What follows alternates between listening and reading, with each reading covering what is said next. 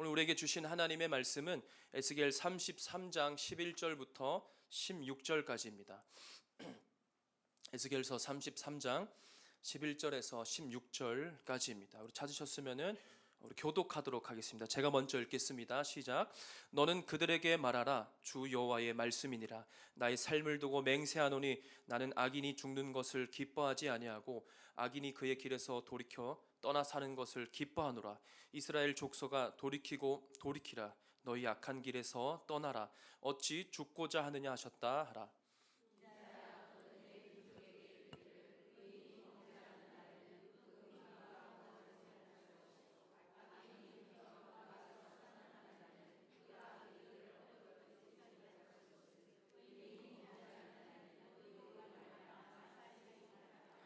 가령 내가 의인에게 말하기를 너는 살리라 하였다 하자 그가 그 공의를 스스로 믿고 죄악을 행하면 그 모든 의로운 행위가 하나도 기억되지 아니하리니 그가 그 지은 죄악으로 말미암아 곧 그 안에서 죽으리라.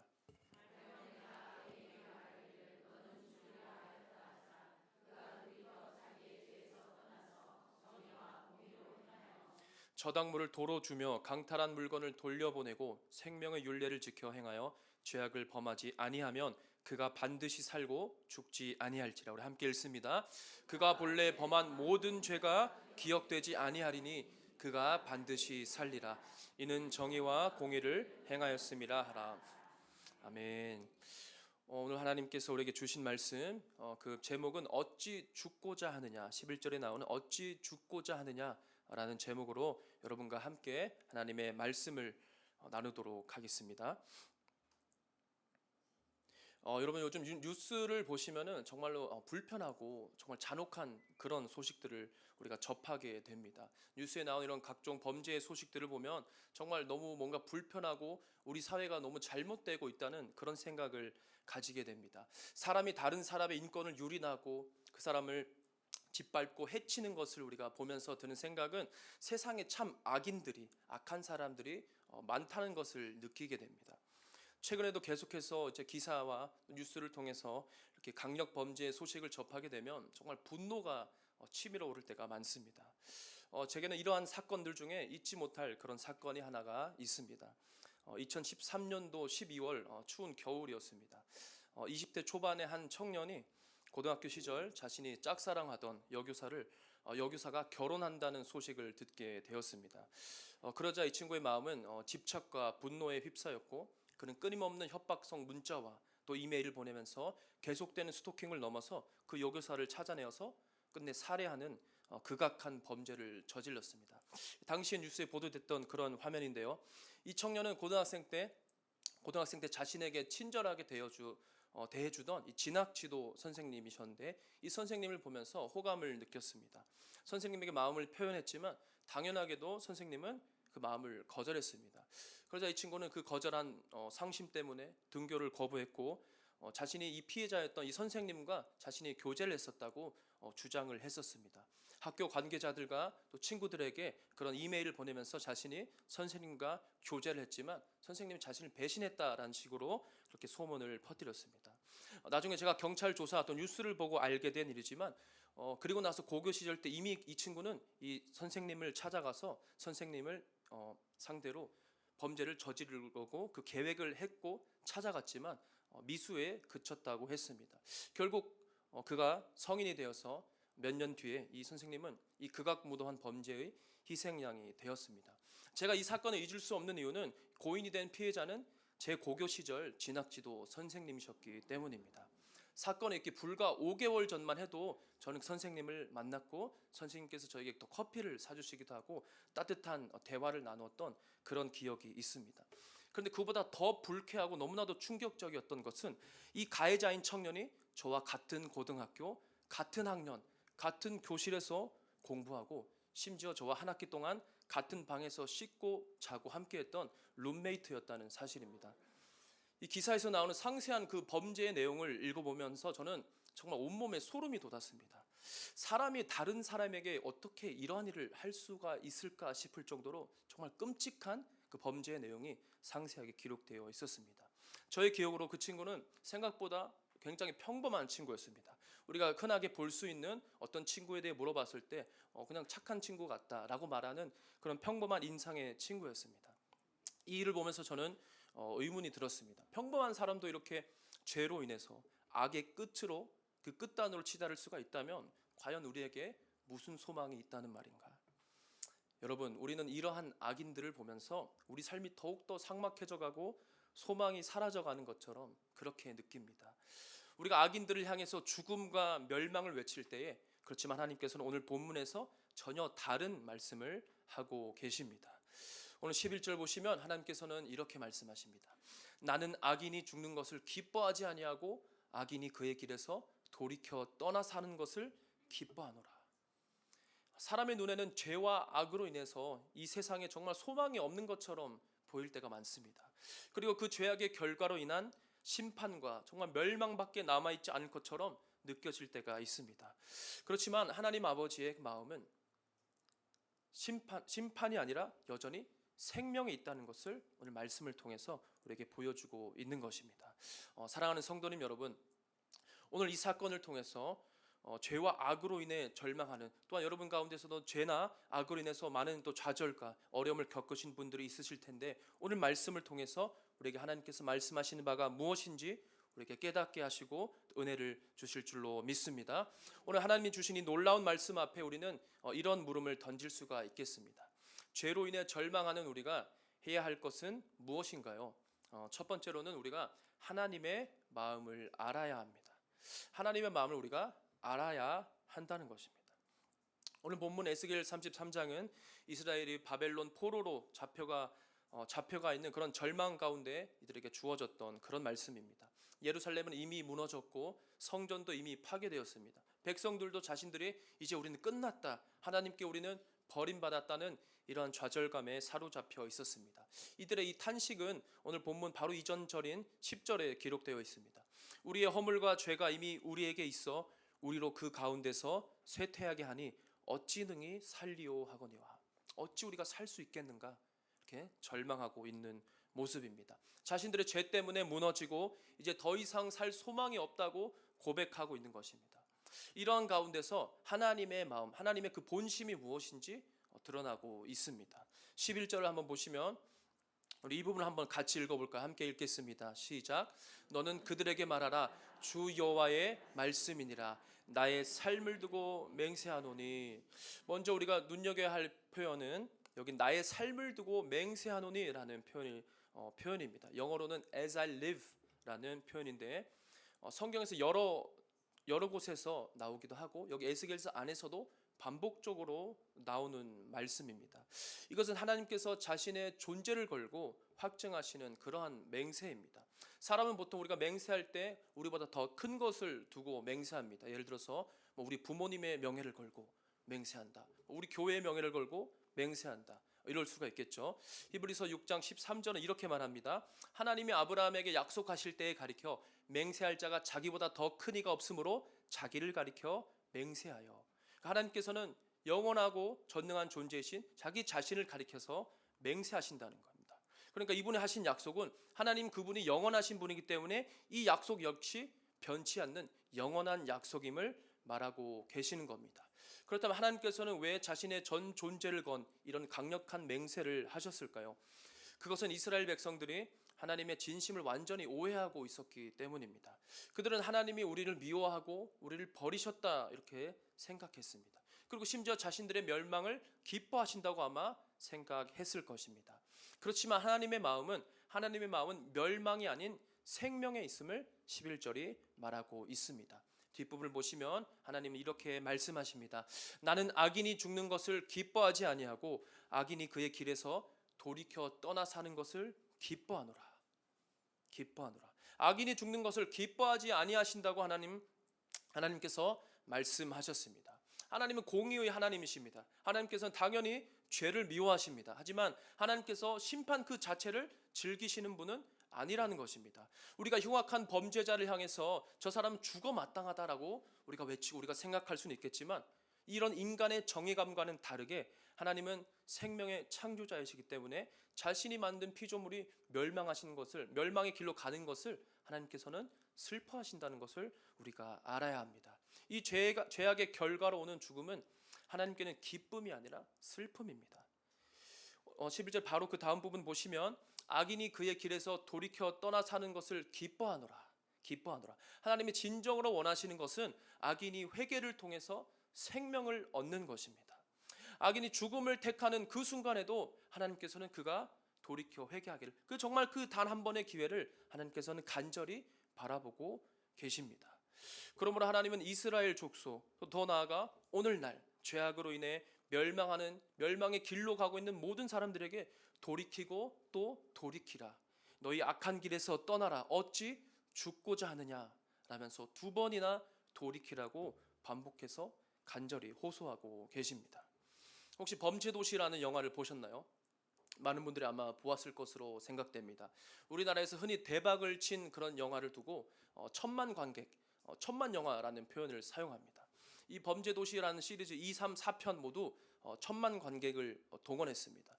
그 말은 즉 여기 계신 성도님들 대부분 아마 이 영화를 보셨다는 것입니다. 영화의 줄거리는 매우 간단합니다. 매우 무서운 아저씨들이 나옵니다. 이렇게 무섭게 생긴 극악무도한 범죄자들이 나오는데요. 이 사람들이 아주 막 극악무도한 그런 범죄를 저지르는데, 그런데 이보다 더 무섭게 생긴 아저씨가 등장합니다. 마치 그 조직의 두목 같고 최종 보스 같은 느낌이지만 이 마석도 역할을 하는 이 마동석 배우는 사실 경찰입니다. 그래서 이 경찰 아저씨가 이 범죄자들과 대결해서 이들을 응징하고 이들을 잡는다는 내용이 이 영화의 핵심 줄거리입니다. 그러니까 전형적인 권선징악, 사필귀정의 이 기승전결을 가지고 있는 그런 내용인데요. 너무나도 뻔한 스토리임에도 불구하고 천만 관객이 3편이나 연달아서 나온다는 것은 사람들은 악인이 심판받고 고통받는 것을 통쾌하게 생각하고 좋아한다는 것입니다. 저 또한 그렇습니다. 이 영화를 보시면 악인들이 정말 이 마동석 배우의 펀치를 맞고 쓰러지고 아파하는 장면을 보면 너무나도 통쾌합니다. 너무나도 막 사이다 같고 기분이 좋아지는 그런 감정을 느끼게 됩니다. 우리는 이런 극악무도한 범죄자들을 보면서 저 사람은 그렇지, 저 사람 더 맞아야 돼, 저 사람 더 감옥에 가야 돼, 저 사람 죽어야 돼, 이런 식의 정의관을 우리는 가지고 있습니다. 그렇지만 하나님의 정의, 하나님의 공의는 하나님의 마음은 멸망이 아닌 생명과 회복에 있다는 것을 오늘 말씀은 분명히 이야기하고 있습니다. 우리가 다시 한번 11절을 보겠습니다. 나는 악인이 죽는 것을 기뻐하지 아니하고 악인이 그의 길에서 돌이켜 떠나 사는 것을 기뻐하노라. 사람은 악인의 멸망을 기뻐하겠지만 하나님의 마음은 회복과 생명에 있습니다. 하나님께서는 멸망을 원치 않으신다는 것입니다. 오늘도 우리가 돌이켜 살기를 하나님께서는 바라고 계십니다. 저는 이 말씀을 준비하면서 아까 서두에서 말씀드렸던 그 룸메이트, 그 친구가 생각이 났습니다. 우리가 보기에는 정말 극악무도한 범죄자입니다. 정말로 소름이 끼치며 정말 도저히 회복이 불가능해 보이는 그런 자로 우리가 여길 수가 있겠습니다. 하지만 하나님은 말씀하십니다. 나는 악인이 죽는 것을 기뻐하지 아니하고 돌이켜 사는 것을 기뻐하노라. 사실 우리는 저런 흉악범죄를 저지른 자만이 악인이라고 생각하는 경향이 있습니다. 그렇지만 성경은 모두가 죄인임을 말합니다. 모든 사람이 죄를 범하였음에 하나님의 영광에 이르지 못하더니, 또 성경은 말합니다. 기록된 바 의인은 하나도 없나니, 하나도 없으며 의인은 없다고 성경은 말하고 있습니다. 우리 모두 죽어 마땅한 죄인입니다. 그렇지만 예수 그리스도의 그 보혈의 피로 우리의 죄가 사해졌음을 믿습니다. 에베소서 1장 7절 말씀입니다. 우리 다 같이 한번 읽겠습니다. 시작. 우리는 그리스도 안에서 그의 은혜의 풍성함을 따라 그의 피로 말미암아 속량 곧 죄사함을 받았느니라. 아멘. 우리가 예수님의 그 피로 우리 또한 그 죄사함을 받은 자들인 줄로 믿습니다.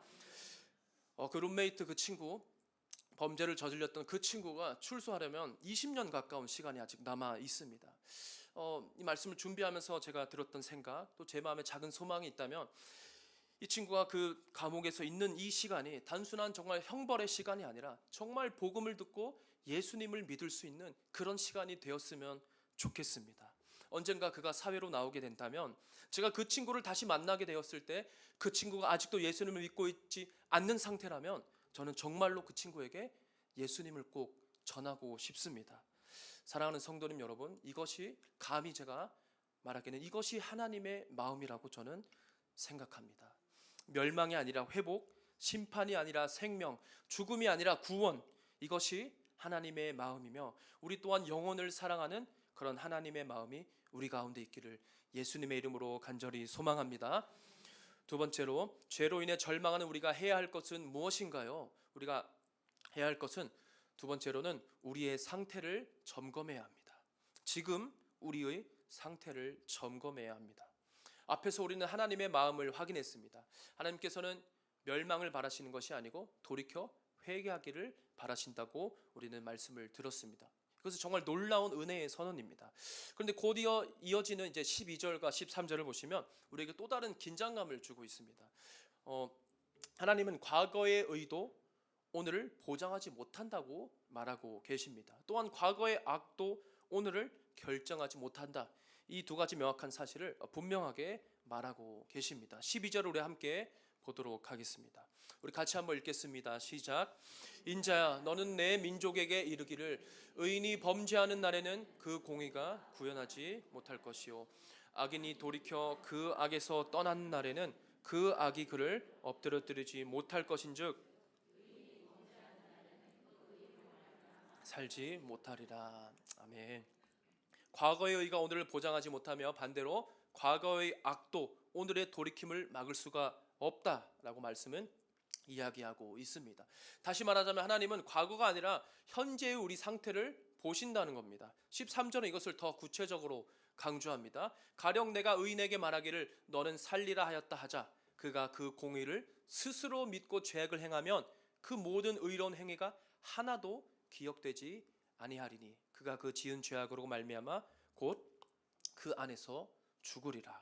13절은 그가 공의를 스스로 믿고 죄악을 행하면 이라고 말합니다. 이스라엘 백성들은 자기들의 율법적 행위와 제사와 전통에 기대어 안심했습니다. 자신들이 하나님의 선택받은 백성이고 하나님의 그 언약 안에 있는 백성이기 때문에 자신들의 위치가 그 백성이라는 그 정체성이 자신들의 죄를 덮어줄 것처럼 그렇게 믿었습니다. 그렇지만 하나님은 말씀하십니다. 그가 행한 의로운 일이 하나도 기억되지 않을 것이다. 우리도 과거에 안주할 때가 많이 있습니다. 과거에 내가 뜨거웠던 경험, 내가 주님과 가깝게 느껴지고 내가 성령 충만했었던 그 경험을 떠올리며 그 과거의 상태가 현재 지금의 나의 상태인 것처럼 우리가 착각할 때가 많습니다. 제가 대전에서 살 때 어떤 노인분과 말을 섞게 되었습니다. 제 기억은 아마 쓰레기를 버리러 나갔었을 때였는데요. 이 노인분이 저와 또 대화를 인사를 하다 보니까 자주 마주치게 되었고 인사를 하면서 자기 얘기를 하기 시작하는 겁니다. 내가 뭐 왕년에 뭐 어땠고 무엇을 했고 내가 말이야 뭐 어떤 사업체의 사장이었고 직원이 50명이었어. 뭐 매출 규모가 뭐 얼마였어. 이런 자랑들을 늘어 놓으셨습니다. 저는 당연하게도 네네 정말 대단하십니다. 이렇게 물론 정말 영혼 있게 아주 리액션을 해드렸습니다. 그렇기 때문에 아주 정말 바쁘지만 계속해서 말씀하셨습니다. 그리고 자기가 얼마나 뭐 정책에 인맥이 있고 아는 사람이 많고 뭐 대전 시장과도 뭐 잘 알고 이런 말씀을 하시는 겁니다.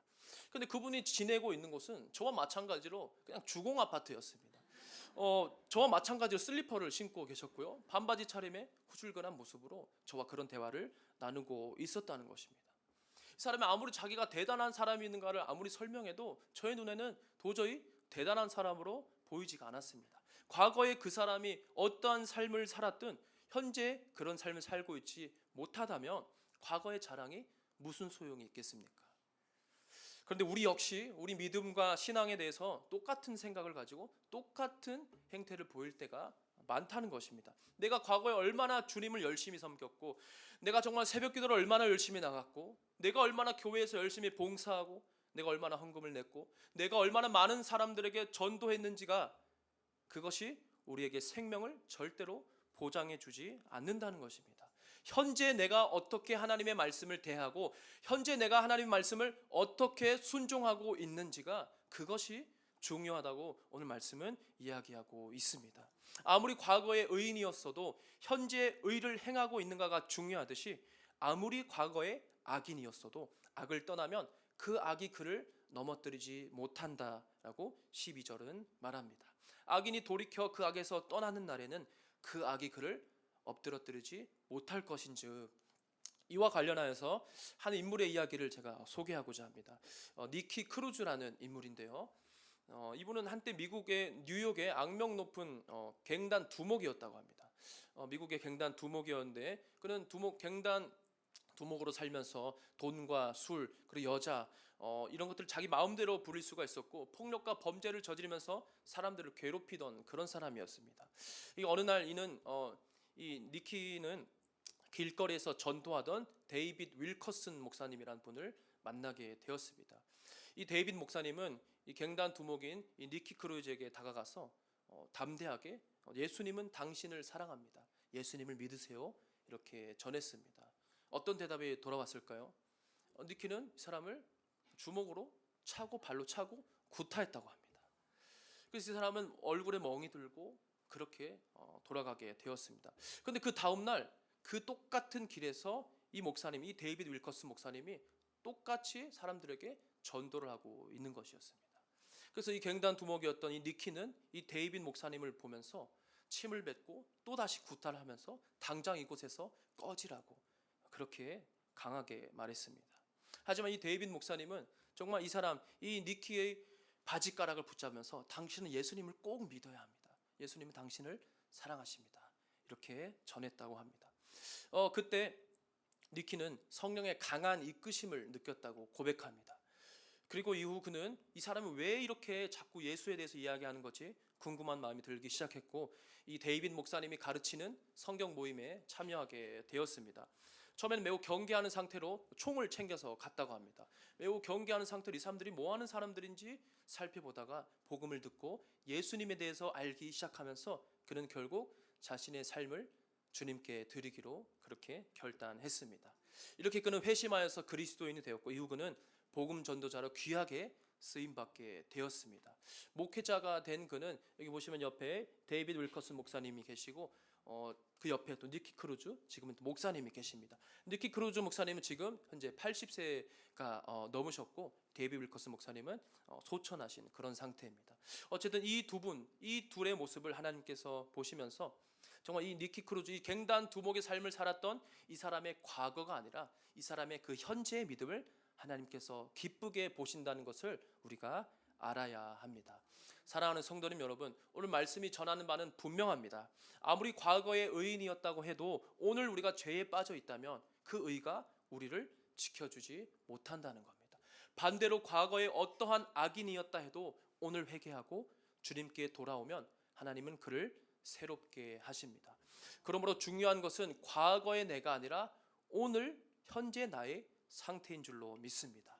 지금 나는 주님 앞에 온전히 서 있는가? 지금 나는 말씀에 순종하고 있는가? 지금 나와 주님의 관계는 제대로 서 있는가? 이것을 우리가 돌아보아야 합니다. 오늘 우리 모두가 과거의 자랑이나 또 과거의 실패에 머물지 않고 지금 이 순간 하나님 앞에 바로 서는 그런 믿음을 선택하는 저와 여러분들이 되시기를 예수님의 이름으로 소망합니다. 죄와 악으로 인해 죄로 인해 절망하는 우리가 해야 할 것은 무엇인가요? 마지막은 오늘 우리가 돌이켜야 합니다. 죄로 인해 절망하는 우리가 해야 할 것은 오늘 돌이켜야 한다는 것입니다. 하나님의 그 마음, 그 본심은 멸망이 아니라 생명에 있다는 사실을 우리는 확인했습니다. 또 하나님께는 과거가 아니라 지금 현재 우리의 상태를 보신다는 것을 말씀을 통해 우리에게 알게 되었습니다. 마지막 남은 한 가지는 지금 우리가 오늘 돌이켜야 한다는 것입니다. 오늘 본문 14절과 15절을 보시면 하나님께서 이스라엘 백성에게 주시는 회복의 길, 그 구체적인 회개의 모습을 보여주고 계십니다. 14절을 우리 함께 읽어보겠습니다. 함께 읽습니다. 시작. 가령 내가 악인에게 말하기를 너는 죽으리라 하였다 하자 그가 뒤에서 정의와 공의로 행하여 도로 주며 물건을 돌려보내고 생명의 율례를 지켜